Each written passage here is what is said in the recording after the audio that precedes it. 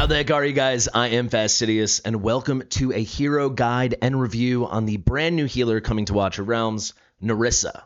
Nerissa is going to be an Esotericist healer, and she becomes the second globally applicable unit to have AoE damage reduction in this game.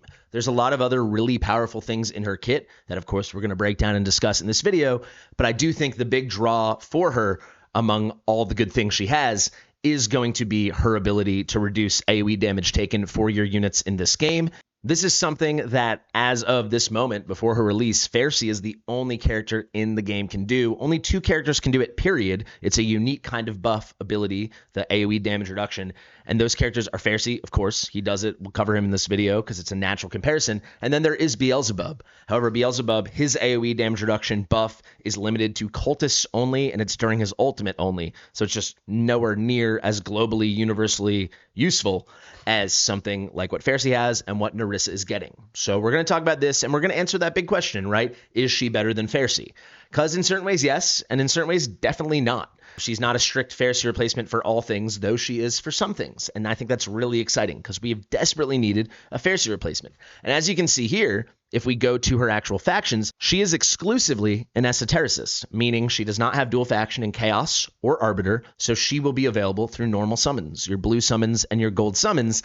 So I think now that we have 2 units, I wish we got an epic. Hopefully we do get an epic with AoE damage reduction, but it's nice that we have 2 accessible units, normal units that have this key buff. When you hear nowadays about how broken and how OP FERSSI is, he's a good healer. He's not an OP healer. He's not an insanely special unit. He's just a good unit. He's always been a good unit. But because of how unique his AoE damage reduction is, that makes him a god tier unit because he's the only one that has something we all need. Now that there's someone else, it's kind of a big deal, and it's pretty dang exciting.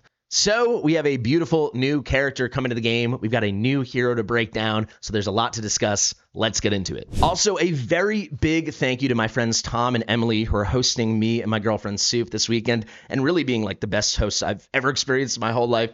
You guys are awesome. Thanks for lending me the very nice Texas-themed retro Oilers hat. Let's get to the video.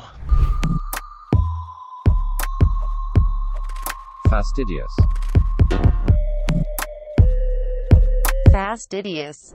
All right, guys, let's take off. I want to make this as clean and concise as possible. So we will do a pretty objective, quick hit breakdown of the talent, all her skills, her ultimate, her basic, her passives, and then awakenings, because she does have some really, really good awakenings, especially the A1. Afterwards, I will do a complete review and take you through all my thoughts regarding how much you should pursue her, which is a lot for some people. She's really, really good, and how she compares to FERSSI. So let's get into it now, guys. The talent applies Abyssal Favor to one allied hero with the highest attack and range. So this is a strong buff, but it goes to just one unit, and it is the allied hero who has the highest attack value built upon them in her entire range. Her base range is that classic FERSSI Hollow Vortex range, the 3x4 rectangle with the extra 3 on top. Very, very nice range. It's the same for all her basic stuff, all her ultimate stuff. You will see, though, based on who she applies Abyssal Favor to and based on her awakenings, she can expand her range for certain effects, rating off of a certain number of tiles away from whichever allied unit gets the Abyssal Favor.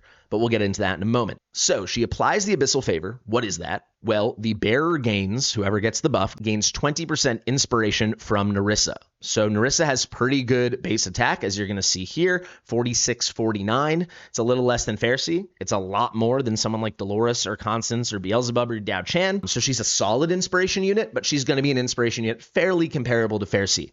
The 20% value is a lot lower than the 60% for a maxed out Dolores or the 50% for Constance, but she has a lot higher base attack, so she kind of makes up for it. It's very comparable to FERSSI, but remember, FERSSI's is only during the ultimate, but it's for everyone in range. Hers is always, but just for the unit with the highest attack. So for a lot of content, you're going to bring another inspiration hero anyway.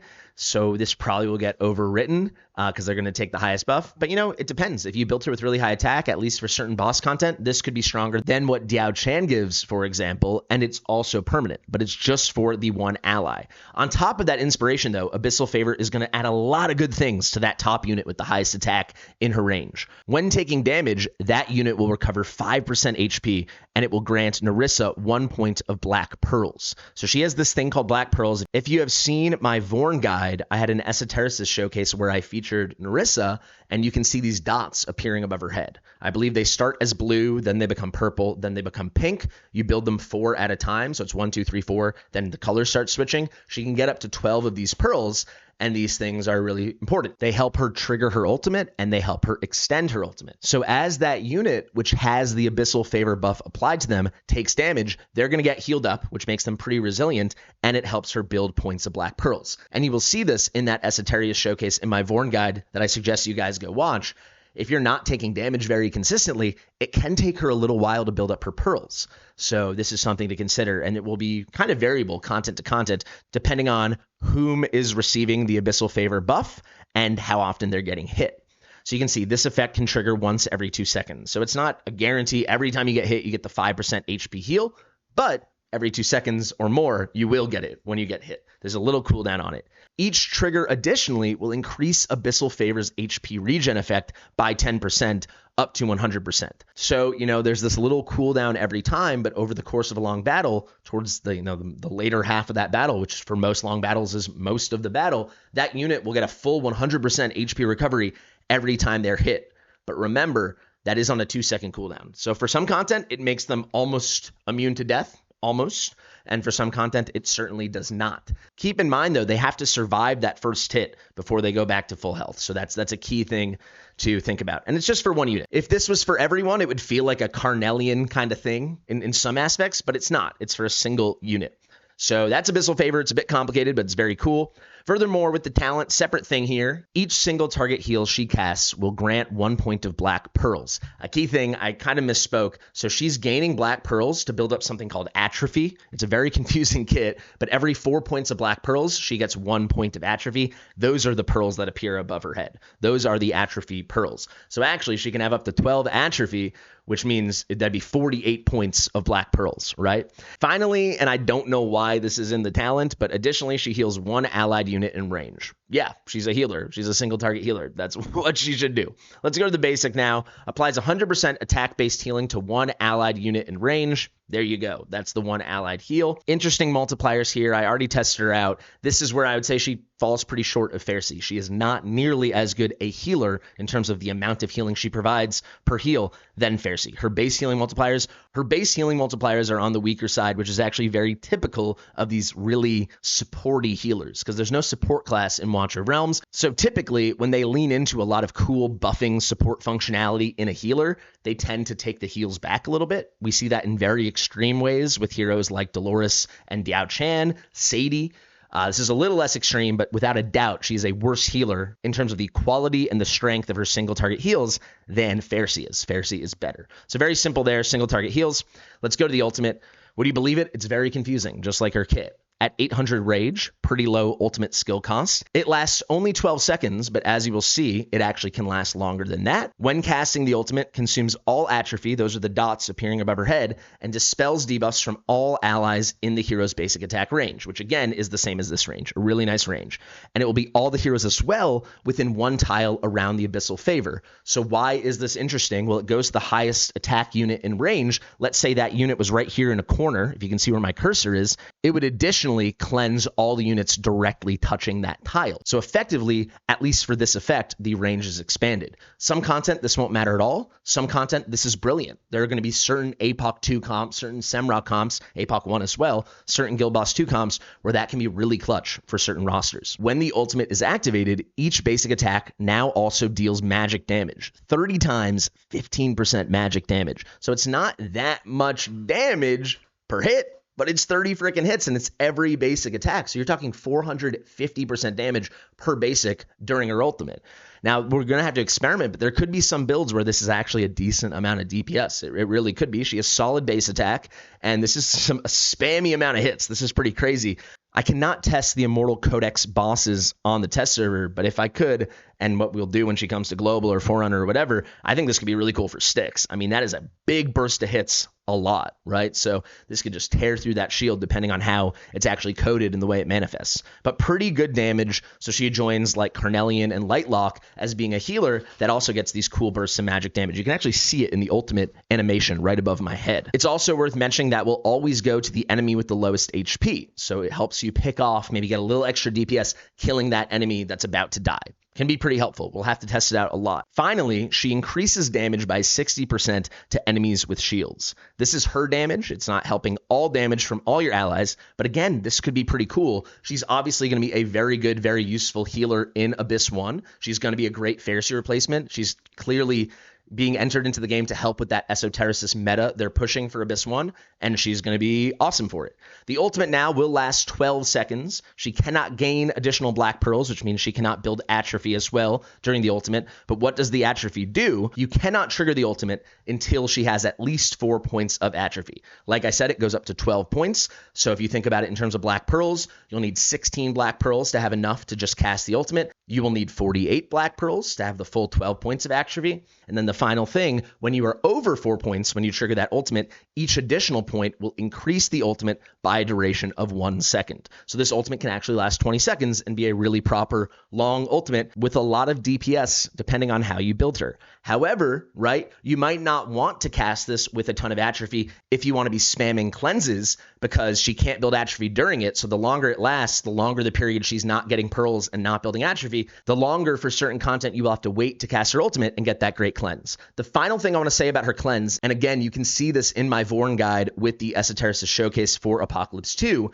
she has no delay on her ultimate. So the second you press it, the second you get the cleanse. This is very dissimilar to Eloin or Midon or Nasandai, who have a little lag, so you actually want to trigger a little early. With her, you want to trigger the ultimate after the debuff is placed, right? You want to make sure that it's actually there because as soon as you press it, she will cleanse. So if you press it early like you would with some of these other cleansers, you're actually going to do it too early. So for her, it's better. It's how all the ultimates in this game should work because a lot of us, and I know especially I am, used to these weird delays and memorizing these strange delays. It's a little weird that she works normal. It's just you click it and it actually happens. That's the ultimate. We got 2 passives and then we'll go to the awakenings. Siren Song, this is the key thing, right? Reduces AoE damage taken by 20% for all allies in her basic attack range, which is again that Vortex FERSSI Hollow range. And the key thing, there are some nice skill ups on this for other aspects of the passive. The 20% AoE damage reduction, that comes fully baked into the kit. No skill ups needed for that. Compare that to FERSSI. If we go over to FERSSI over here, and you will see his Sand Aegis, yes, it actually becomes stronger and becomes a 25% AoE damage taken reduction, right? But it starts at 5%. So you actually need to invest a lot of skill ups and get 4 full skill ups in there to take it to full potential. For Nerissa, you are completely cooking right out of the gate. Before we continue with the rest of the passive, also another cool effect, she will extend her range to the tiles directly adjacent to whichever ally is wearing the Abyssal Favor buff. So, effectively, this can expand her range for another very cool effect. Next part here, when any ally in her basic attack range, that nice big range, when their HP drops below 100%, they immediately receive healing equal to 50% of Nerissa's healing multiplier. This is really nice. It can trigger for any unit once every 5 seconds or more. There's a 5-second cooldown. It's a pretty good heal, but again, it's not that big. So it can be really clutch. It can be really strong for certain things, but it is not, going to save you 100% every time. But it will be the difference for a lot of content, and it's pretty special. Let's go to the final passive now, Dark Onslaught. Every 4 points of atrophy, Nerissa's attack will be increased by 10%. So when you have the full 12 points of atrophy, that is going to be a 30% attack boost, which is very significant because she's an inspiration hero. But remember, as soon as you cast the ultimate, you lose those points. So for certain content, you just won't want to cast the ultimate, without a doubt. If you don't need the cleanse and you don't need the damage from her, you probably just won't do it. It's a very, very good inspiration when you have the 12 points, the full max points of atrophy. But another consideration, it's only for one allied unit. So that allied unit can pop off, but it's not a global thing like many of the other inspiration units in this game provide. Additionally, it reduces all of her damage taken by 8% for each 4 points, and she can get 12 points. So this can go up to 24% damage reduction. It's just for Nerissa, but it's good because you don't have to build her as tanky depending on how you're going to use her. Next up, and this is the thing in Nerissa's kit that takes her to another level, you really have to be conscious about how you use the ultimate and how you deal with her atrophy points, but when she's at 4 or more points of atrophy, all allies within her basic attack range and one tile around the Abyssal Favor person now get increased healing received. So when that's happening, it is a big boost in healing, and it's really nice. This is a brand new buff in the game, and all heals get like a 1.2x multiplier on them. It's increasing all the heals from her and from any other healer by 20%. It's really good. It's really strong. I really like it. Basically, if you don't need her cleanse and you don't need her damage for a lot of content, certain content you just will never need that, you can just lay off this ultimate and you can keep her at full stacks, and she becomes a much better healer and a much better inspiration unit when helping that one allied unit. She is very good. I hope I am portraying that properly. Without a doubt, there's going to be certain content where she is very meta and best in slot for certain roles. Without a doubt, also, there's going to be some content where you prefer FERSSI. I'm not saying she's better or worse. I think for most content, she will be better. But there's certain content where you just want bigger heals and she's going to be better, and you want something a little more global than what she provides, and you're going to want FERSSI. However, if you don't have FERSSI, and you don't have Nerissa, she's not out yet, getting one of them is important. And for a lot of people, I do think Nerissa probably would be the choice if you were given the choice. You probably won't be given the choice. But yeah, if you don't have FERSSI and she comes on raid up, you have to summon for her. You just absolutely do.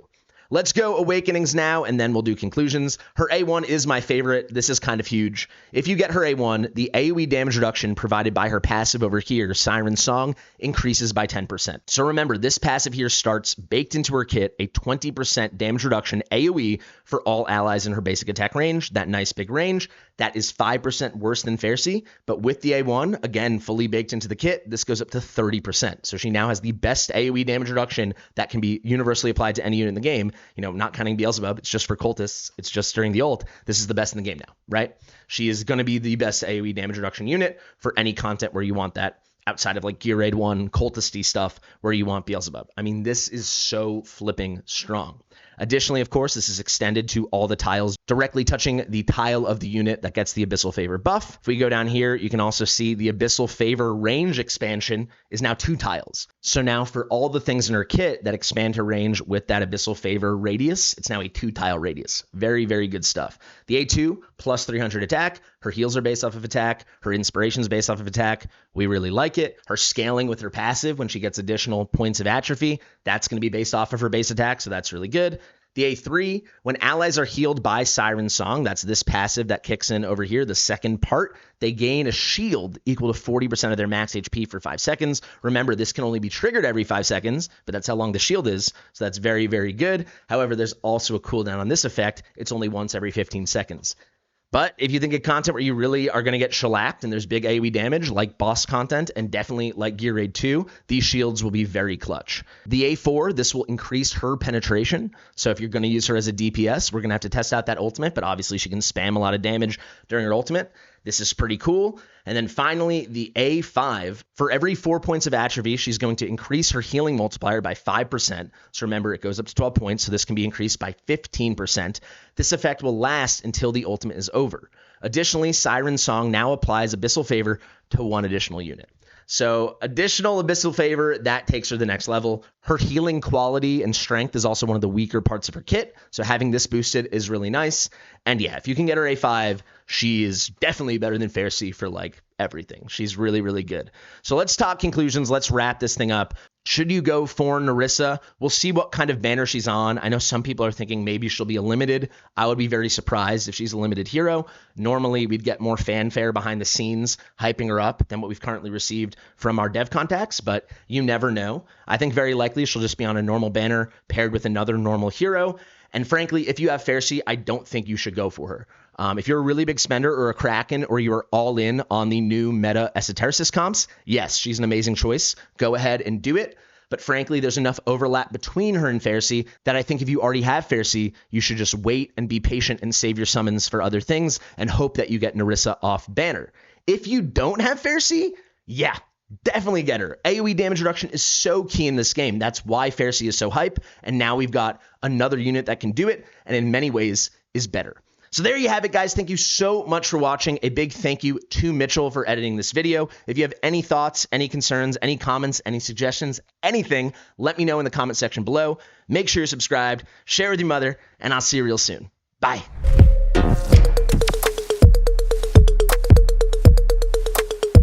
Fastidious.